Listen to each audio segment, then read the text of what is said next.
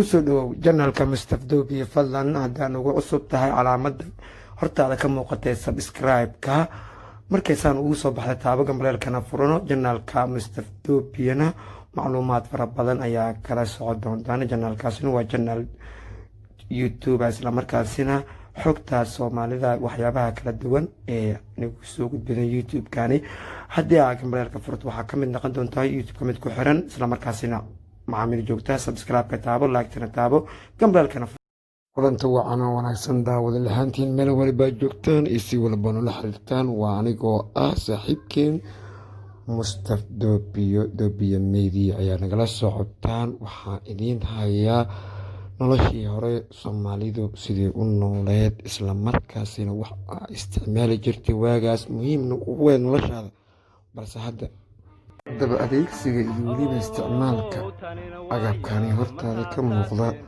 marka uu dhaayahaada qabto. dadkii hore waayajoogga waxay noqdaan kuwo dib u milicsado waayihii nololeed ay soo mareen.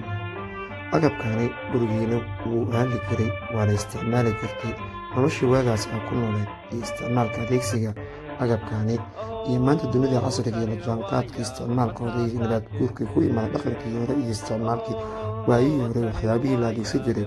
maxaa farqiga isbedelay? waa sidee nolosha?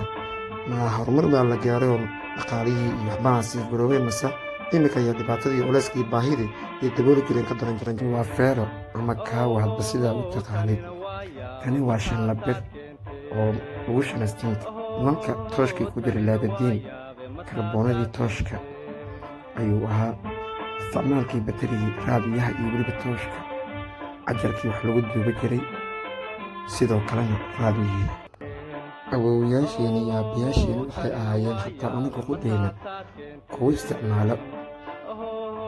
tani waa kaawadii wuxuu ahaa xilligii hore korontada cariiri baaheeda waxaa la isticmaali jiray ardayda iskuulka iyo martada markii meel la aadaa martiqaadyada dadka madaxda dharkooda waa haddoo imaaday feere ka casrisan si wanaagsan noocan iyo nooc kaloo qoraya oo u samaysan qaab ahaan sidaan oo kale ayaa la isticmaali jiray. weliga gabartintooda wuxuu ahaa kuwo hagaagsan hataa dadka waaweyn, balse imika waxaa arkaysaa kuwo aan hagaagsaneyn.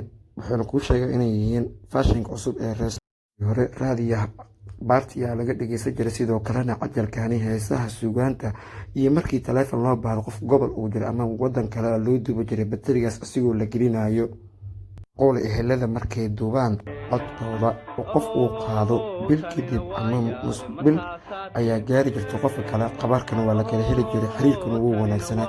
maxaa keena hadda dunidan casriga ayadoo la joogo in uu kala warqaado waayaan ehelka qaarkood iyo asxaabta qabar helistana iyo xiriirada bulshadeeda kala duwan ay adkaato. kani waa laabadiin ama nalka la geliyo karboonada ama tooshka.